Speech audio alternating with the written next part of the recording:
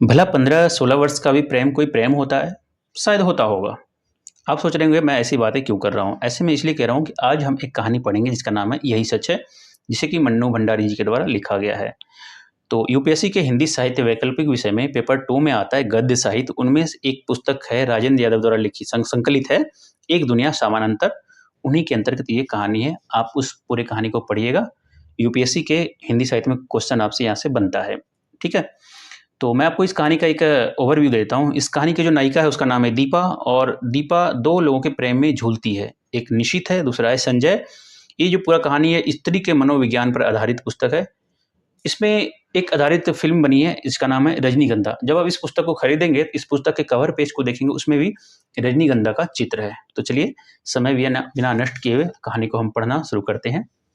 तो कहानी शुरू होती है कानपुर से। ठीक है। सामने आंगन में फैली धूप सिमट कर दीवारों पर चढ़ गई और कंधे पर बस्ता लटकाए नन्हे नन्हे बच्चों के झुंड दिखाई दिए। तो एकाएक ही मुझे समय का आभास हुआ। घंटा भर हो गया यहाँ खड़े खड़े, और संजय का अभी तक पता नहीं। झुंझलाती सी मैं कमरे में आती हूँ। कोने में रखी मेज पर किताबें बिखरी पड़ी है, कुछ खुली कुछ बंद। एक क्षण मैं उन्हें देखती रहती हूँ, फिर निरुद्देश्य सी कपड़ों की अलमारी खोलकर सरसरी सी नज़र से कपड़े देखती हूँ। सब बिखरे पड़े हैं। इतनी देर यूं ही व्यर्थ खड़ी रही। इन्हें ही ठीक कर लेती, पर मन नहीं करता और फिर बंद कर देती हूँ। नहीं आना था तो व्यर्थ ही मुझे समय क्यों दिया? फिर यह कोई आज ही की बात है? हमेशा संजय अपने बताए हुए समय से घंटे 2 घंटे देरी करके आता है, और मैं हूँ कि उसी क्षण से प्रतीक्षा करने लगती हूँ। उसके बाद लाख कोशिश करके भी तो किसी काम में अपना मन नहीं लग पाता। वह क्यों नहीं समझता कि मेरा समय बहुत अमूल्य है। थीसिस पूरी करने के लिए अब मुझे अपना सारा समय पढ़ाई में ही लगाना चाहिए। पर यह बात उसे कैसे समझाऊं? मेज पर बैठकर मैं फिर पढ़ने का उपक्रम करने लगती हूँ, पर मन है कि लगता ही नहीं। पर्दे के जरा सा हिलने से दिल की धड़कन बढ़ जाती है, और बार बार नज़र घड़ी के सरकते हुए कांटों पर दौड़ जाती है। हर समय यही लगता है, वह आया, वह आया। तभी मेहता साहब की 5 साल की छोटी बच्ची झिझकती सी कमरे में आती है। आंटी, हमें कहानी सुनाओगी? नहीं, अभी नहीं, पीछे आना, मैं रुखाई से जवाब दे देती हूँ। वो भाग जाती है। यह मिसेज मेहता भी एक ही हैं। यूँ तो महीनों शायद मेरी सूरत नहीं देखती, पर बच्चों को जब तक मेरे सिर खाने को भेज देती है। मेहता साहब तो फिर भी कभी कभी 8-10 दिन में खैरियत पूछ ही लेते हैं, पर वे तो बेहद अकड़ू मालूम होती है। अच्छा ही है, ज़्यादा दिलचस्पी दिखाती तो क्या मैं इतनी आज़ादी से घूम फिर सकती थी? खट खट खट, वही परिचित पदध्वनि। तो आ गया संजय। मैं बरबस ही अपना सारा ध्यान पुस्तक में केंद्रित कर लेती हूँ। रजनीगंधा के ढेर सारे फूल लिए संजय मुस्कुराता सा दरवाजे पर खड़ा है। मैं देखती हूँ, पर मुस्कुराकर स्वागत नहीं करती। हंसता हुआ वह आगे बढ़ता है और फूलों को मेज पर पटक कर पीछे से मेरे दोनों कंधे दबाता हुआ पूछता है, बहुत नाराज हो? रजनीगंधा की महक से जैसे सारा कमरा महकने लगता है। मुझे क्या करना है नाराज होकर? रुखाई से मैं कहती हूँ। वह कुर्सी सहित मुझे घुमाकर अपने सामने कर लेता है, और बड़े दुलार के साथ ठोड़ी उठाकर कहता है, तुम ही बताओ क्या करता? क्वालिटी में दोस्तों के बीच फंसा था। बहुत कोशिश करके भी उठ नहीं पाया। सबको नाराज करके आना अच्छा भी नहीं लगता। इच्छा होती है कह दूं, तुम्हें दोस्तों का ख्याल है, उनके बुरा मानने की चिंता है, बस मेरी ही नहीं। पर कुछ कह नहीं पाती। एक टक उसके चेहरे की ओर देखती रहती हूँ। उसके सांवले चेहरे पर पसीने की बूंद चमक रही है। कोई और समय होता तो मैं अपने आंचल से इन्हें पोंछ दिया होता, पर आज नहीं। वह मंद मंद मुस्कुरा रहा है। उसकी आंखें क्षमा याचना कर रही है, पर मैं क्या करूं? तभी वह अपनी आदत के अनुसार कुर्सी के हत्थे पर बैठकर मेरे गाल सहलाने लगता है। मुझे उसकी इसी बात पर गुस्सा आता है। हमेशा इस तरह करेगा, और फिर दुनिया भर का लाड़ दुलार दिखलाएगा। वह जानता जो है कि इसके आगे मेरा क्रोध टिक नहीं पाता। फिर उठकर वह फूलदान के पुराने फूल फेंक देता है और नए फूल लगाता है। फूल सजाने में वह कितना कुशल है। एक बार मैंने यूं ही कह दिया था कि मुझे रजनीगंधा के फूल बड़े पसंद है, तो उसने नियम ही बना लिया कि हर चौथे दिन ढेर सारे फूल ला करके मेरे कमरे में लगा देता है। और अब तो मुझे भी ऐसी आदत हो गई है कि एक दिन भी कमरे में फूल ना रहे तो ना पढ़ने में मन लगता है, ना सोने में। ये फूल जैसे संजय की उपस्थिति का आभास देते रहते हैं। थोड़ी देर बाद हम घूमने निकल जाते हैं। एकाएक ही मुझे इरा के पत्र की बात याद आती है, जो बात सुनाने के लिए मैं सवेरे से ही आतुर थी। इस गुस्सेबाजी में जाने कैसे उसे ही भूल गई। सुनो, ईरा ने लिखा है कि किसी दिन भी मेरे पास इंटरव्यू का बुलावा आ सकता है, मुझे तैयार रहना चाहिए। कहाँ, कलकत्ता से? कुछ याद करते हुए संजय पूछता है और फिर एकाएक ही उछल पड़ता है।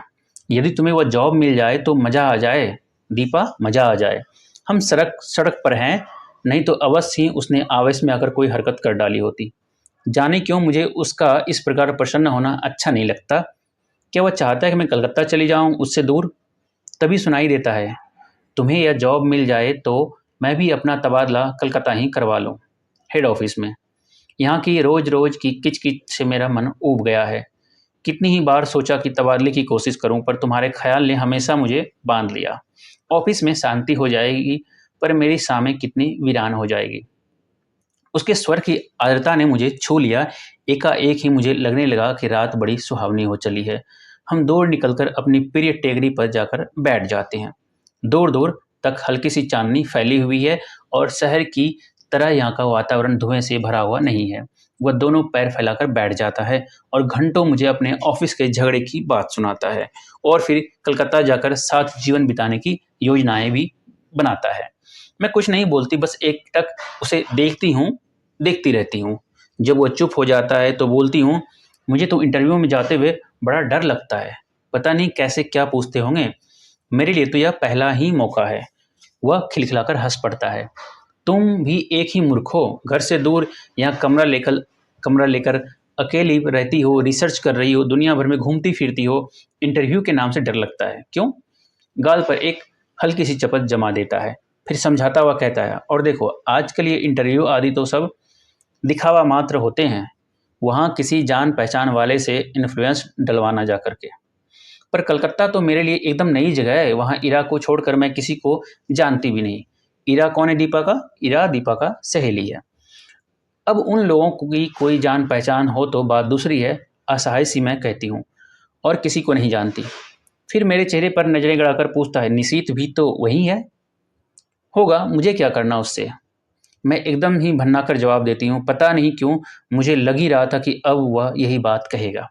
कुछ नहीं करना, वो छेड़ने के लहजे में कहता है, और मैं भवक पड़ती हूँ। देखो संजय, मैं 1000 बार तुमसे कह चुकी हूँ कि उसे लेकर मुझसे मजाक मत किया करो। मुझे इस तरह का मजाक जरा भी पसंद नहीं है। वह खिलखिलाकर हंस पड़ता है, पर मेरा तो मूड ही खराब हो जाता है। हम लौट पड़ते हैं। वह मुझे खुश करने के इरादे से मेरे कंधे पर हाथ रख देता है। मैं झटक कर हाथ हटा देती हूँ। क्या कर रहे हो? कोई देख लेगा तो क्या कहेगा? कौन है यहाँ जो देख लेगा? और देख लेगा तो देख ले, आप ही कूड़ेगा। नहीं, हमें पसंद नहीं है यह बेशर्मी।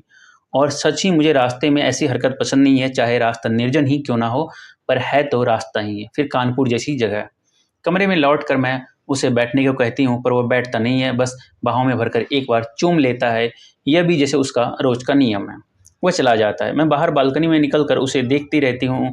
उनका आकार छोटा होते होते सड़क के मोड़ पर जाकर लुप्त हो जाता है। मैं उधर ही देखती रहती हूँ, निरुद्देश सी, खोई खोई सी। फिर आकर पढ़ने बैठ जाती हूँ। रात में सोती हूँ तो देर तक मेरी आंखें मेज पर लगे रजनीगंधा के फूलों को निहारती रहती है। जाने क्यों अक्सर मुझे भ्रम हो जाता है कि ये फूल नहीं है, मानव संजय के अनेकानेक आंखें हैं जो मुझे देख रही है, सहला रही है, दुलरा रही है। और अपने को यूं असंख्य आंखों से निरंतर देखे जाने की कल्पना से ही मैं लजा जाती हूँ। मैंने संजय को भी एक बार यह बात बताई थी तो वह खूब हंसा था। फिर मेरे गालों को सहलाते हुए उसने कहा था कि मैं पागल हूँ, निरी मूर्खा हूँ। कौन जाने, शायद उनका कहना ही ठीक हो, शायद मैं पागल ही हूँ। बात अब कानपुर की है। मैं जानती हूँ संजय का मन निशित को लेकर जब जब सशंकित हो उठता है, पर मैं उसे कैसे विश्वास दिलाऊं कि मैं निशित से नफरत करती हूँ। उसकी याद मात्र से मेरा मन घृणा से भर उठता है। फिर 18 वर्ष की आयु में किया हुआ प्यार भी कोई प्यार होता है भला? मेरा बचपन होता है महज पागलपन। उसमें आवेश रहता है पर अस्थायित्व तो नहीं, गति रहती है पर गहराई नहीं। जिस वेग से वह आरंभ होता है, जरा सा झटका लगने पर उसी वेग से टूट भी जाता है, और उसके बाद आहों, आंसुओं और सिसकियों का एक दौर, सारी दुनिया की निस्सारता और आत्महत्या करने के अनेकानेक संकल्प, और फिर एक तीखी घृणा। जैसे ही जीवन को दूसरा आधार मिल जाता है, उन सबको भूलने में एक दिन भी नहीं लगता। फिर तो वह सब ऐसी बेवकूफ़ी लगती है जिस पर बैठकर घंटों हंसने की तबीयत होती है। तब एकाएक ही इस बात का एहसास होता है कि ये सारे आंसू, ये सारी आहें उस प्रेमी के लिए नहीं थी, वरन जीवन की उस रिक्तता और शून्यता के लिए थी जिसने जीवन को नीरस बनाकर बोझिल कर दिया था। तभी तो संजय को पाते ही मैं निशित को भूल गई। मेरे आंसू हंसी में बदल गए और आहों की जगह किलकारियां गूंजने लगी। पर संजय है कि जब तब निशित की बातों को लेकर व्यर्थ ही खिन्न सा हो उठता है। मेरे कुछ कहने पर वह खिलखिला अवश्य पड़ता है, पर मैं जानती हूँ वह पूर्ण रूप से आश्वस्त नहीं है। तो आपको मैं बता देना चाहता हूँ कि एक बार दीपा जो है सबसे पहले निशित से ही प्रेम करती है, बाद में फिर वो संजय से प्रेम करने लगती है। तो आगे कहानी है। उसे कैसे बताऊं कि मेरे प्यार का, मेरी कोमल भावनाओं का, भविष्य की मेरी अनेकानेक योजनाओं का एकमात्र केंद्र संजय ही है। यह बात दूसरी है कि चांदनी रात में किसी निर्जन स्थान में पेड़ तले बैठकर भी मैं अपनी थीसिस की बात करती हूँ, या वह अपने ऑफिस की मित्रों की बातें करता है, या हम किसी और विषय पर बात करने लगते हैं। पर इस सब का यह मतलब ही तो नहीं कि हम प्रेम नहीं करते हैं। वह क्यों नहीं समझता कि आज हमारी भावुकता यथार्थ में बदल गई है। सपनों की जगह हम वास्तविकता में जीते हैं। हमारे प्रेम को परिपक्वता मिल गई है, जिसका आधार पाकर वह अधिक गहरा हो गया है, अस्थायी हो गया है। पर संजय को कैसे समझाऊं यह सब? कैसे उसे समझाऊं कि निशित ने मेरा अपमान किया है, ऐसा अपमान जिसकी कचोट से मैं आज भी तिलमिला जाती हूँ। संबंध तोड़ने से पहले एक बार तो उसने मुझे बताया होता कि आखिर मैंने ऐसा कौन सा अपराध कर डाला जिसके कारण उसने मुझे इतना कठोर दंड दे डाला। सारी दुनिया की भर्त्सना, तिरस्कार, परिहास और दया का विष मुझे पीना पड़ा। विश्वासघाती नीच कहीं का। और संजय सोचता है कि आज भी मेरे मन में उसके लिए कोई कोमल स्थान है। छी, मैं उससे नफरत करती हूँ। और सच पूछो तो अपने को भाग्यशालिनी समझती हूँ कि मैं एक ऐसे व्यक्ति के चंगुल में फंसने से बच गई जिसके लिए प्रेम एक महज खिलवाड़ है। संजय, यह तो सोचो कि यदि ऐसी कोई भी बात होती तो क्या मैं तुम्हारे आगे, तुम्हारी हर उचित अनुचित चेष्टा के आगे यूं आत्मसमर्पण करती? तुम्हारे चुम्बनों और आलिंगनों में अपने को यूं बिखरने देती? जानते हो, विवाह से पहले कोई भी लड़की किसी को इन सब का अधिकार नहीं देती, पर मैंने दिया। क्या केवल इसलिए नहीं कि मैं तुम्हें प्यार करती हूँ, बहुत बहुत प्यार करती हूँ। विश्वास करो संजय, तुम्हारा मेरा प्यार ही सच है। निशित का प्यार तो मात्र छल था, भ्रम था, झूठ था। परसों मुझे कलकत्ता जाना है, बड़ा डर लग रहा है। कैसे क्या होगा? मान लो इंटरव्यू में बहुत नर्वस हो गई तो? संजय को कह रही हूँ कि वह भी साथ चले, पर उसे ऑफिस से छुट्टी नहीं मिल सकती। एक तो नया शहर, फिर इंटरव्यू, अपना कोई साथ होता तो बड़ा सहारा मिल जाता। मैं कमरा लेकर अकेली रहती हूँ, यूँ अकेली घूम फिर भी लेती हूँ। तो संजय सोचता है मुझ में बड़ी हिम्मत है, पर सच बड़ा डर लग रहा है। बार बार मैं यह मान लेती हूँ कि मुझे नौकरी मिल गई है और मैं संजय के साथ वहाँ रहने लगी हूँ। कितनी सुंदर कल्पना है, कितनी मादक। पर इंटरव्यू का भय मादकता में भरे इस स्वप्न जाल को छिन्न भिन्न कर देता है। काश संजय भी किसी तरह मेरे साथ चल पाता। अब कलकत्ता की बात है। गाड़ी जब हावड़ा स्टेशन के प्लेटफॉर्म पर प्रवेश करती है तो जाने कैसी विचित्र आशंका, विचित्र से भय से मेरा मन भर जाता है। प्लेटफॉर्म पर खड़े असंख्य नर नारियों में मैं इरा को ढूंढती हूँ। वह कहीं दिखाई नहीं देती। नीचे उतरने की बजाय खिड़की में से ही दूर दूर तक नजरें दौड़ाती हूँ। आखिर एक कुली को बुलाकर अपना छोटा सा सूटकेस और बिस्तर उतारने का आदेश दे मैं नीचे उतर पड़ती हूँ। उस भीड़ को देखकर मेरी दहशत जैसी और बढ़ जाती है। तभी किसी के हाथ के स्पर्श से मैं बुरी तरह चौंक जाती हूँ। पीछे देखती हूँ तो इरा खड़ी है। रुमाल से चेहरे का पसीना पोंछते हुए कहती हूँ, ओफ, ना देख तुम्हें ना देख कर मैं घबरा रही थी। तुम्हारे घर भी कैसे पहुंचूंगी? बाहर आकर हम टैक्सी में बैठते हैं। अभी तक मैं स्वस्थ नहीं हो पाई हूँ। जैसे ही हावड़ा पुल पर गाड़ी पहुंचती है, हुगली के जल को स्पर्श करती हुई ठंडी हवाएं तन मन को एक ताजगी से भर देती है। इरा मुझे इस पुल की विशेषता बताती है और मैं विस्मित सी उस पुल को देखती हूँ। दूर दूर तक फैले हुगली के विस्तार को देखती हूँ। उसकी छाती पर खड़ी और विहार करती अनेक नौकाओं को देखती हूँ। बड़े बड़े जहाज़ों को देखती हूँ। उसके बाद बहुत ही भीड़ भरी सड़कों पर हमारी टैक्सी रुकती रुकती चलती है। ऊंची ऊंची इमारतों और चारों ओर के वातावरण से कुछ विचित्र सी विराटता का आभास होता है। और इस सब के बीच जैसे मैं अपने को बड़ा खोया खोया सा महसूस करती हूँ।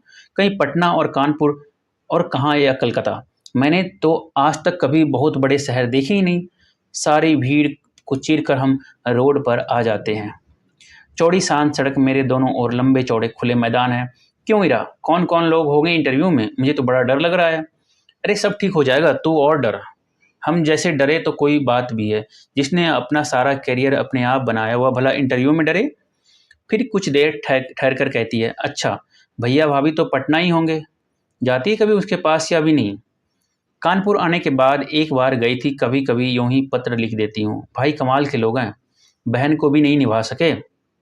मुझे यह प्रसंग कतई पसंद नहीं है। मैं नहीं चाहती कि कोई इस विषय पर बात करे। मैं मौन ही रहती हूँ। इरा का छोटा सा घर है, सुंदर ढंग से सजाया हुआ। उसके पति के दौरे पर जाने की बात सुनकर पहले तो मुझे अफसोस हुआ था, वे होते तो कुछ मदद ही करते। पर फिर एकाएक लगा कि उनकी अनुपस्थिति में मैं शायद अधिक स्वतंत्रता का अनुभव कर सकूं। उनका बच्चा भी बड़ा प्यारा है। शाम को इरा मुझे कॉफ़ी हाउस ले जाती है। अचानक मुझे वहाँ निशीथ दिखाई देता है। निशीथ कौन है? दीपा का पहला प्रेमी। मैं सकपका कर नज़र घुमा लेती हूँ, पर वह हमारी मेज पर ही आ पहुँचता है। विवश होकर मुझे उधर देखना पड़ता है, नमस्कार भी करना पड़ता है, इरा का परिचय भी करवाना पड़ता है। इरा पास की कुर्सी पर बैठने का निमंत्रण दे देती है। मुझे लगता है मेरी सांस रुक जाएगी। कब आई? आज सवेरे ही। अभी ठहरोगी? ठहरी कहाँ हो? जवाब इरा देती है, मैं देख रही हूँ निशित बहुत बदल गया है। उसने कवियों की तरह बाल बढ़ा लिए हैं। यह क्या शौक चढ़ रहा है उसका? रंग स्याह पड़ गया है, वो दुबला भी हो गया है। विशेष बातचीत नहीं होती और हम लोग उठ पड़ते हैं। इरा को मन्नों की चिंता सता रही थी और मैं स्वयं घर पहुंचने को उतावली हो रही थी। कॉफ़ी हाउस से धर्मतल्ला तक वह पैदल चलता हुआ हमारे साथ आता है। इरा उससे बात कर रही है, मानो वह इरा का ही मित्र हो। इरा अपना पता समझा देती है और वह दूसरे दिन 9 बजे आने का वादा करके चला जाता है। पूरे 3 साल बाद निशित का यूं मिलना ना चाहकर भी जैसे सारा अतीत आंखों के सामने खुल जाता है। वह दुबला हो गया है निशित। लगता है जैसे मन में कहीं कोई गहरी पीड़ा छिपाए बैठा है। मुझसे अलग होने का दुख तो नहीं साल रहा इसे।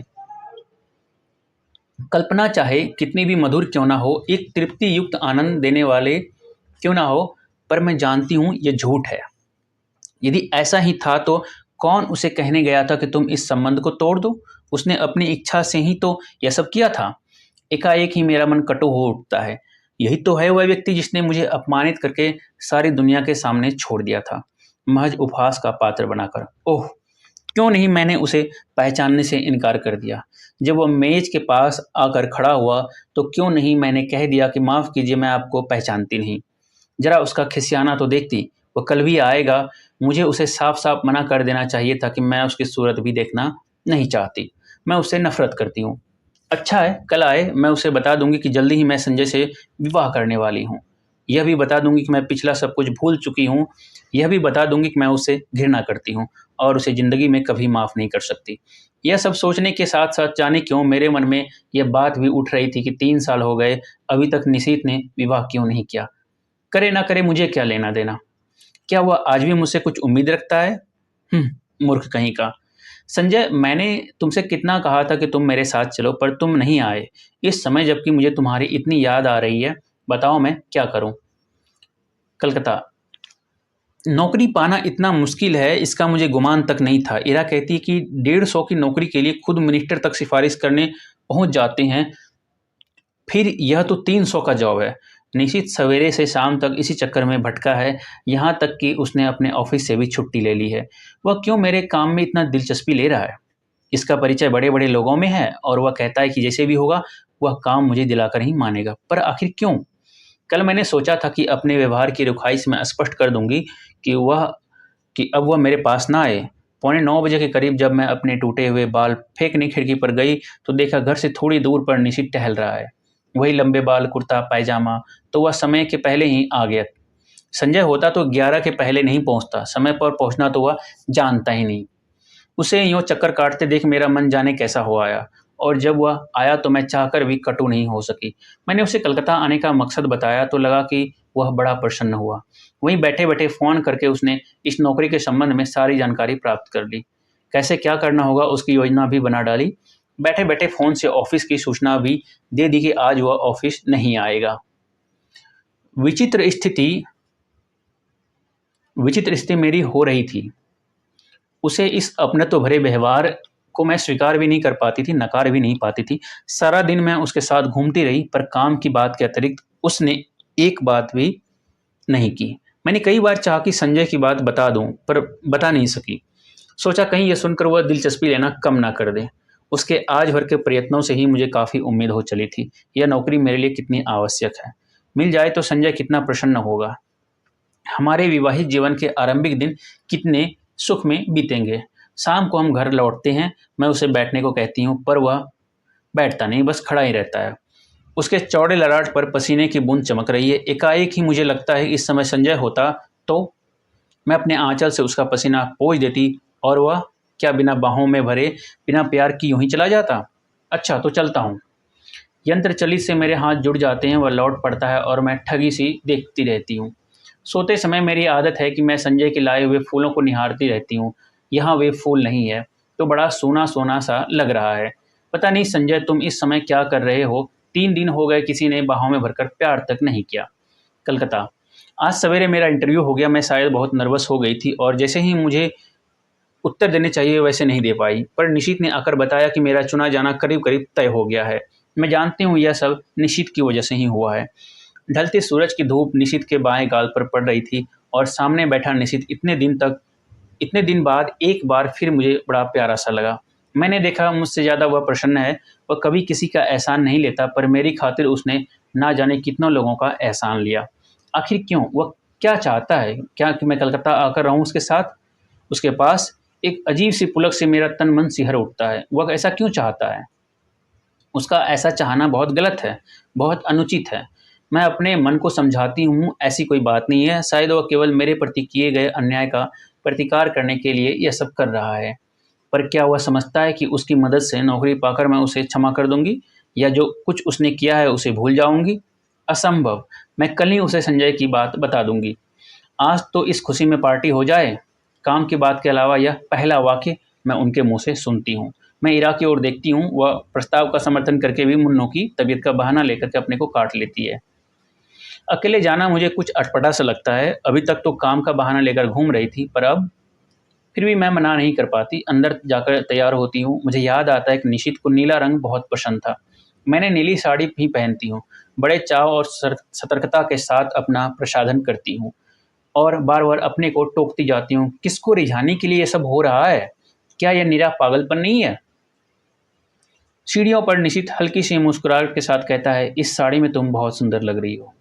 मेरा चेहरा तमतमा जाता है, कनपटियां सुर्ख हो जाती है। मैं सचमुच ही इस वाक्य के लिए तैयार नहीं थी। ये सदा चुप रहने वाला निशित बोला भी तो ऐसी बात। मुझे ऐसी बात सुनने की जरा भी आदत नहीं है। संजय ना कभी मेरे कपड़ों पर ध्यान देता है, ना ऐसी बातें करता है, जबकि उसे पूरा अधिकार है, और यह बिना अधिकार ऐसी बातें करे। पर जाने क्या है कि मैं उस पर नाराज नहीं हो पाती हूँ, बल्कि एक पुलक मैं सिहरन महसूस करती हूँ।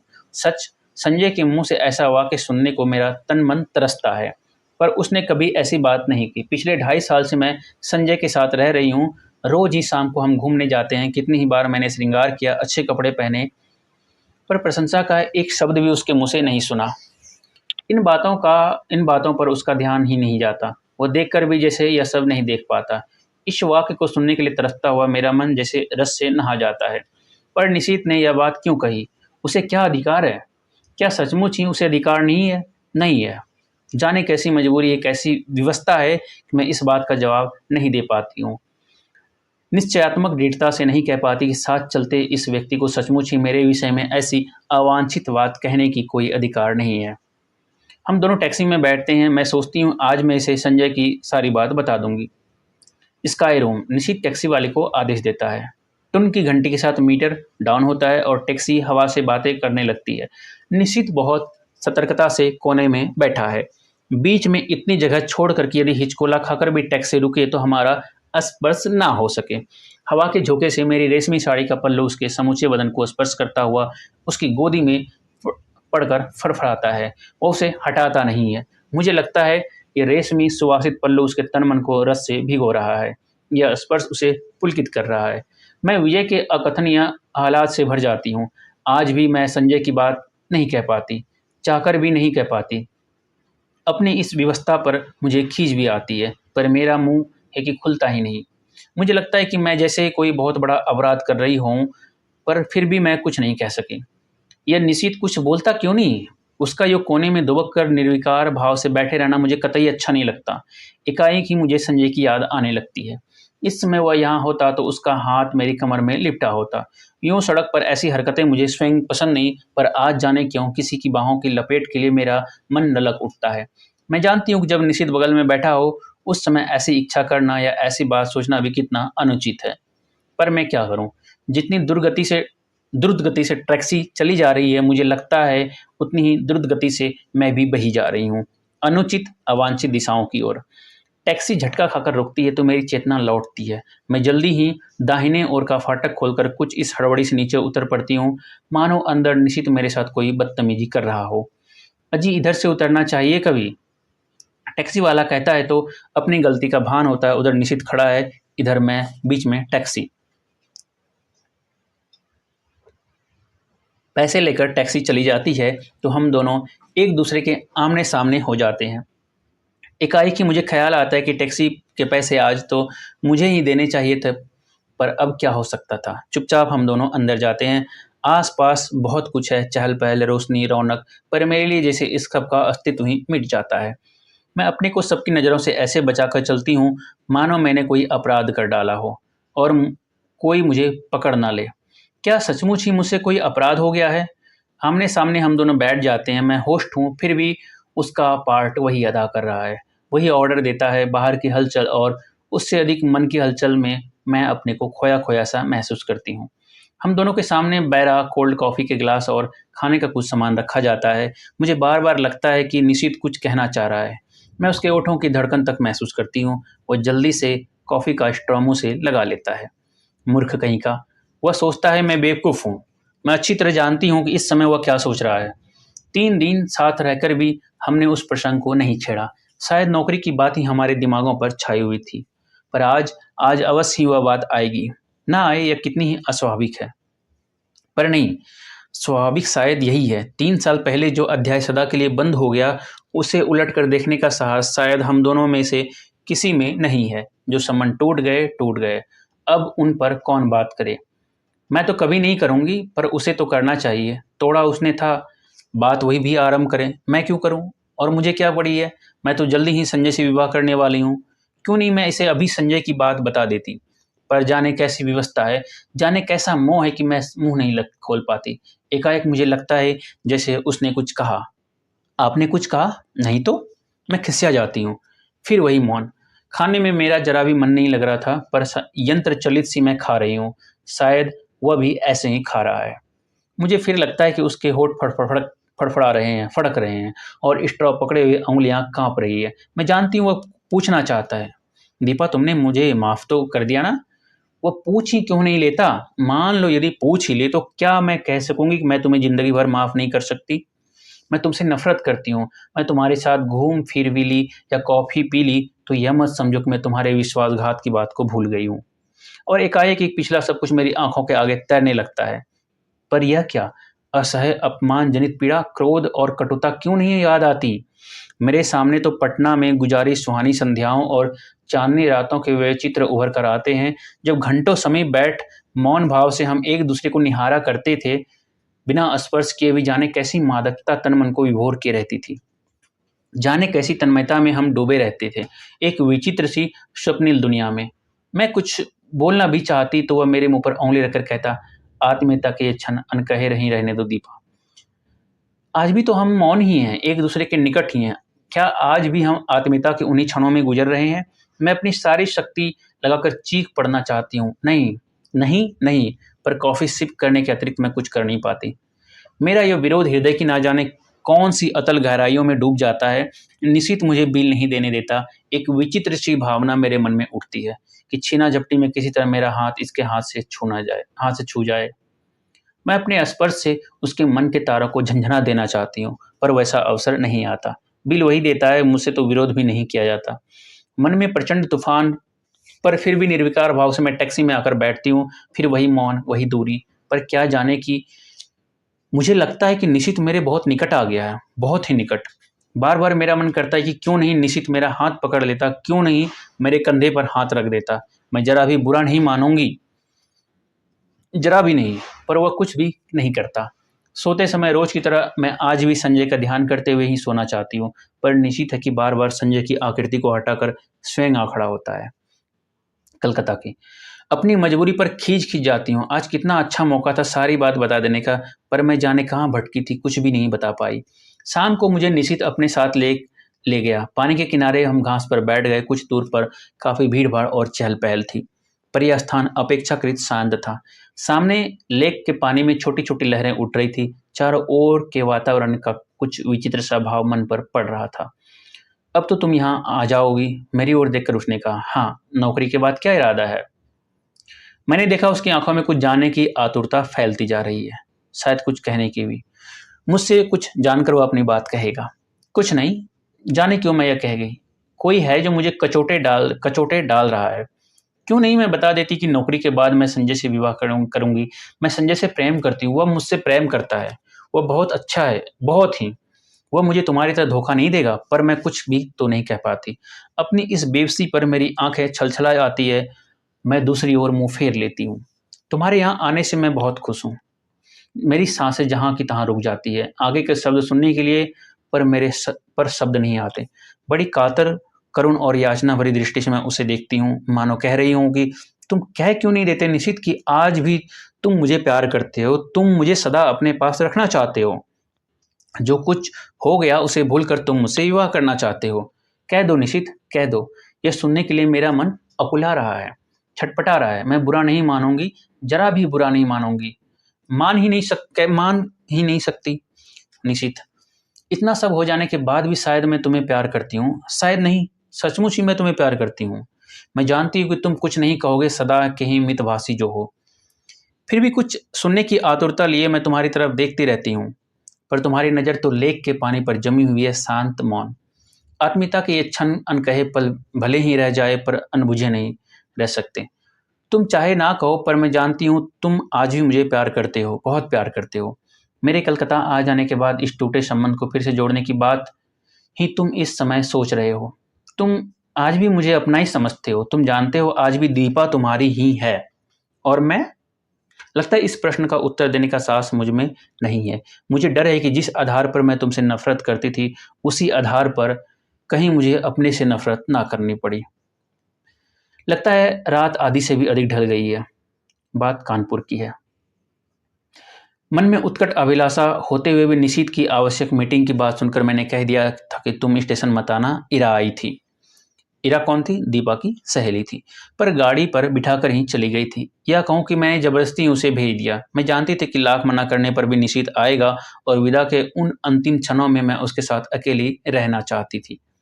मन में एक दबी सी आशा था कि चलते समय ही शायद वह कुछ कह दे। गाड़ी चलने में जब 10 मिनट रह गए तो देखा बड़ी व्यग्रता से डिब्बों में झांकता-झांकता निशित आ रहा था। पागल! उसे इतना तो समझना चाहिए कि उसकी प्रतीक्षा में मैं यहाँ बाहर खड़ी हूँ। मैं दौड़कर उसके पास जाती हूँ। आप क्यों आए? पर मुझे उसका आना बड़ा अच्छा लगता है। वह बहुत थका हुआ लग रहा था। शायद सारा दिन बहुत व्यस्त रहा और दौड़ता-दौड़ता मुझे सी ऑफ करने यहाँ आ पहुँचा। मन करता है कुछ ऐसा करूं जिससे इसकी सारी थकान दूर हो जाए, पर क्या करूं? हम डिब्बे के पास आ जाते हैं। जगह अच्छी मिल गई। वह अंदर झांकते हुए पूछता है, हाँ, पानी वानी तो है? हाँ। बिस्तर फैला दिया। मैं खींच पड़ती हूँ। शायद वह समझ जाता है, सो चुप हो जाता है। हम दोनों एक क्षण को एक दूसरे की ओर देखते हैं। मैं उसकी आंखों में विचित्र सी छायाएं देखती हूँ, मानो कुछ है जो उसके मन में घुट रहा है, उसे मथ रहा है, पर वह कह नहीं पा रहा है। वह क्यों नहीं कह देता? क्यों नहीं अपने मन की इस घुटन को हल्का कर लेता? आज भीड़ विशेष नहीं है। चारों ओर नज़र डालकर वह कहता है। मैं भी एक बार चारों ओर देख लेती हूँ, पर नज़र मेरी बार-बार घड़ी पर ही जा रही है। जैसे-जैसे समय सरक रहा है, मेरा मन किसी गहरे अवसाद में डूब रहा है। मुझे कभी उस पर दया आती है, तो कभी खीज आती है। गाड़ी चलने में केवल 3 मिनट बाकी रह गए हैं। एक बार फिर हमारी नज़रें मिलती है। ऊपर चढ़ जाओ, अब गाड़ी चलने वाली है। बड़ी असहाय सी नज़र में से मैं उसे देखती हूँ, मानो कह रही हूँ, तुम ही चढ़ा दो, और फिर धीरे से चढ़ जाती हूँ। दरवाजे पर मैं खड़ी हूँ और वह नीचे प्लेटफ़ॉर्म पर। जाकर पहुँच की खबर दे देना। जैसे ही मुझे इधर कुछ निश्चित रूप से मालूम होगा, मैं तुम्हें सूचना दूँगा। मैं कुछ बोलती नहीं, बस उसे देखती रहती हूँ। सीटी, हरी झंडी, फिर सीटी, मेरी आँखें छलछला आती है। गाड़ी एक हल्के से झटके के साथ सरकने लगती है। वह गाड़ी के साथ कदम आगे बढ़ाता है। और मेरे हाथ पर धीरे से अपना हाथ रख देता है। मेरा रोम रोम सिहर उठता है। मन करता है चिल्ला पड़ूं। मैं सब समझ गया निशीथ, सब समझ गई। जो कुछ तुम इन 4 दिनों में नहीं कह पाए वो तुम्हारे इस क्षणिक स्पर्श ने कह दिया। विश्वास करो, यदि तुम मेरे हो तो मैं भी तुम्हारी हूँ, केवल तुम्हारी, एकमात्र तुम्हारी। पर मैं कुछ कह नहीं पाती, बस साथ चलते निशित को देखती भर रहती हूँ। गाड़ी की गति पकड़ते ही वह हाथ को जरा सा दबाकर छोड़ देता है। मेरी छलछलाई आंखें मूंद जाती है। मुझे लगता है यह स्पर्श, यह सुख, यह क्षण ही सत्य है, बाकी सब झूठ है, अपने भूलने का, भरमाने का, छलने का असफल प्रयास है। आंसू भरी आंखों से मैं प्लेटफॉर्म को पीछे छूटता हुआ देखती हूँ। सारी आकृतियां धुंधली सी दिखाई देती है। असह्य संख्य असंख्य हिलते हुए हाथों के बीच निशित के हाथ को, उस हाथ को जिसने मेरा हाथ पकड़ा था, ढूंढने का असफल सा प्रयास करती हूँ। गाड़ी प्लेटफॉर्म को पार कर जाती है और दूर दूर तक कलकत्ता की जगमगाती बत्तियां दिखाई देती है। धीरे धीरे वे सब दूर हो जाती है, पीछे छूटती जाती है। मुझे लगता है यह दैत्याकार ट्रेन मुझे मेरे घर से कहीं दूर ले जा रही है, अनदेखी अनजाने राहों में गुमराह करने के लिए, भटकाने के लिए। बोझिल मन से मैं अपने फैलाए हुए बिस्तर पर लेट जाती हूँ। आंखें बंद करते ही सबसे पहले मेरे सामने संजय का चित्र उभरता है। कानपुर जाकर मैं उसे क्या कहूंगी? इतने दिनों तक उसे छलती आई, अपने को छलती आई, पर अब नहीं, मैं उसे सारी बात समझा दूंगी। कहूंगी, संजय, जिस संबंध को टूटा हुआ जानकर मैं भूल चुकी थी, उसकी जड़ें हृदय की किन अतल गहराइयों में जमी हुई थी, इसका एहसास कलकत्ता में निशीथ से मिलकर हुआ। याद आता है तुम निशीथ को लेकर सदैव ही संदिग्ध रहते थे, पर तब मैं तुम्हें ईर्ष्यालु समझती थी। आज स्वीकार करती हूँ कि तुम जीते, मैं हारी। संजय, सच मानना संजय, 2.5 साल में स्वयं भ्रम में थी और तुम्हें भी भ्रम में डाल रखा था, पर आज भ्रम के छलना के सारे ही जाल छिन्न भिन्न हो गए हैं। मैं आज भी निशीथ को प्यार करती हूँ, और यह जानने के बाद एक दिन भी तुम्हारे साथ और छल करने का दुस्साहस कैसे करूं? आज पहली बार मैंने अपने संबंधों का विश्लेषण किया, तो जैसे सब कुछ ही स्पष्ट हो गया, और जब मेरे सामने सब कुछ स्पष्ट हो गया तो तुमसे कुछ भी नहीं छिपाऊंगी। तुम्हारे सामने मैं चाहूं तो भी झूठ नहीं बोल सकती। आज लग रहा है तुम्हारे प्रति मेरे मन में जो भी भावना है वह प्यार की नहीं, केवल कृतज्ञता की भावना है। तुमने मुझे उस समय सहारा दिया था जब मैं अपने पिता और निशित को खोकर मैं चूर चूर हो चुकी थी। सारा संसार मुझे वीरान नजर आने लगा था। उस समय तुमने अपने स्नेहिल स्पर्श से मुझे जिला दिया। मेरा मन हरा उठा। मैं कृतकृत हो उठी और समझने लगी कि मैं तुमसे प्यार करती हूँ। पर प्यार की बेसुध घड़ियां, वे विभोर क्षण, तन्मयता के वे पल जहाँ शब्द चूक जाते हैं, हमारे जीवन में कभी नहीं आए। तुम ही बताओ, आए कभी? तुम्हारे असंख्य आलिंगनों और चुम्बनों के बीच भी एक क्षण के लिए भी तो मैंने कभी तन मन की सुध बिसरा देने वाले पुलक या मादकता का अनुभव नहीं किया। सोचती हूँ, निशीथ के चले जाने के बाद मेरे जीवन में एक विराट शून्यता आ गई थी, एक खोखलापन आ गया था। तुमने उसकी पूर्ति की। तुम पूरक थे। मैं गलती से तुम्हें प्रियतम समझ बैठी। मुझे क्षमा कर दो संजय, और लौट आओ। तुम्हें मुझ जैसे अनेक दीपाएं मिल जाएगी जो सचमुच ही तुम्हें प्रियतम की तरह प्यार करेगी। पर आज एक बात अच्छी तरह जान गई हूं कि प्रथम प्रेम ही सच्चा प्रेम होता है। बाद में किया हुआ प्रेम तो अपने को भूलने का, भरमाने का प्रयास मात्र होता है। इसी तरह की असंख्य बातें मेरे दिमाग में आती है जो मैं संजय से कहूंगी, कह सकूंगी यह सब, लेकिन कहना तो होगा ही। उसके साथ अब एक दिन भी छल नहीं कर सकती। मन से किसी और की आराधना करके तन से उसकी होने का अभिनय करती रहूं। छी, नहीं जानती यह सब सोचते सोचते मुझे कब नींद आ गई। लौटकर अपना कमरा खोलती हूँ तो देखती हूँ सब कुछ ज्यों का त्यों है, सिर्फ फूलदान के रजनीगंधा मुरझा गए हैं। कुछ फूल झड़कर जमीन पर इधर उधर भी बिखर गए हैं। आगे बढ़ती हूँ तो जमीन पर पड़ा एक लिफाफा दिखाई देता है, संजय की लिखाई। खोला तो छोटा सा पत्र था। दीपा, तुमने तो कलकत्ता जाकर कोई सूचना ही नहीं दी। मैं आज ऑफिस के काम से कटक जा रहा हूँ, 5-6 दिन में लौट आऊँगा। तब तक तुम आ ही जाओगी। जानने को उत्सुक होगी कलकत्ता में क्या हुआ। तुम्हारा संजय। एक लंबा निश्वास निकल जाता है। लगता है एक बड़ा बोझ हट गया। इस अवधि में तो मैं अपने को अच्छी तरह तैयार कर लूँगी। नहा धोकर सबसे पहले मैं निशित को पत्र लिखती हूँ। उसकी उपस्थिति से जो मेरे होठ बंद किए हुए थे, दूर रहकर वह अपने आप ही टूट जाती है। मैं स्पष्ट शब्दों में लिख देती हूँ कि चाहे उसने कुछ नहीं कहा, फिर भी मैं सब कुछ समझ गई हूँ। साथ ही यह भी लिख देती हूँ कि मैं उसकी उस हरकत से बहुत दुखी थी, बहुत नाराज भी, पर उसे देखते ही जैसे सारा क्रोध बह गया। इस अपनत्व में क्रोध भला टिक भी कैसे पाता। लौटी हूँ तब से ना जाने कैसी रंगीनी और मादकता मेरी आंखों के आगे छाई है। एक खूबसूरत से लिफाफे में उसे बंद करके मैं स्वयं पोस्ट करने जाती हूँ। रात में सोती हूँ तो अनायास ही मेरी नज़र सुने फूलदान पर जाती है। मैं करवट बदलकर सो जाती हूँ। कानपुर। आज निशीथ को पत्र लिखे 5वां दिन है। मैं तो कल ही उसके पत्र की राह देख रही थी, पर आज भी दोनों डाकें निकल गई। जाने कैसा सोना सोना अनमना अनमना लगता है सारा दिन। किसी भी तो काम में जी नहीं लगता। क्यों नहीं लौटती डाक से ही उत्तर दे दिया उसने। समझ में नहीं आता कैसे समय गुजारूं। मैं बाहर बालकनी में जाकर खड़ी हो जाती हूँ। एकाएक ख्याल आता है, पिछले 2.5 सालों से करीब इसी समय यहीं खड़े होकर मैंने संजय की प्रतीक्षा की है। क्या आज मैं संजय की प्रतीक्षा कर रही हूँ या मैं निशीथ के पत्र की प्रतीक्षा कर रही हूँ? शायद किसी की नहीं, क्योंकि जानती हूँ कि दोनों में से कोई भी नहीं आएगा। फिर निरुद्देश सी कमरे में लौट पड़ती हूँ। शाम का समय मुझसे घर में नहीं काटा जाता। रोज ही तो संजय के साथ घूमने निकल जाया करती थी। लगता है यहीं बैठी रही तो दम ही घुट जाएगा। कमरा बंद करके मैं अपने को धकेलती सी सड़क पर ले आती हूँ। शाम का धुंधला मन के बोझ और को बढ़ा देता है। कहाँ जाऊँ? लगता है जैसे मेरी राहें भटक गई है, मंजिल खो गई है। मैं स्वयं नहीं जानती आखिर मुझे जाना कहाँ है। फिर भी निरुद्देश सी मैं चलती रहती हूँ। पर आखिर कब तक यूं ही भटकती रहूं? हर घर लौट पड़ती हूँ। आते ही मेहता साहब की बच्ची तार का एक लिफाफा देती है। धड़कते दिल से मैं उसे खोलती हूँ। ईरा का तार था। नियुक्ति हो गई है, बधाई। इतनी बड़ी खुशखबरी पाकर भी जाने क्या है उसकी खुश नहीं हो पाती। यह खबर तो निशीथ भेजने वाला था। एकाएक ही वह एक विचार मन में आता है। क्या जो कुछ मैं सोच गई वह निरा भ्रम ही था? मात्र मेरी कल्पना, मेरा अनुमान? नहीं, नहीं। उस स्पर्श को मैं भ्रम कैसे मान लूं जिसने मेरे तन मन को डुबो दिया था, जिसके द्वारा उसके हृदय की एक एक परत मेरे सामने खुल गई थी। लेख पर बिताए उन मधुर क्षणों को भ्रम कैसे मान लूं, जहां उसका मौन ही मुखरित होकर सब कुछ कह गया था। आत्मीयता के वे अनकहे क्षण। तो फिर उसने पत्र क्यों नहीं लिखा? क्या कल उसका पत्र आएगा? क्या आज भी उसे वही हिचक रोके हुए है? तभी सामने की घड़ी टन टन करके 9 बजती है। मैं उसे देखती हूँ। यह संजय की लाई हुई ये घड़ी है। लगता है जैसे यह घड़ी घंटे सुना सुनाकर मुझे संजय की याद दिला रही है। फहराते ये हरे पर्दे, हरी बुक रैक, ये टेबल, फूलदान सभी तो संजय के ही लाए हुए हैं। मेज पर रखा यह पेन उसने मुझे सालगिरह पर लाकर दिया था। अपनी चेतना के इन बिखरे सूत्रों को समेट कर मैं फिर पढ़ने का प्रयास करती हूँ, पर पढ़ नहीं पाती।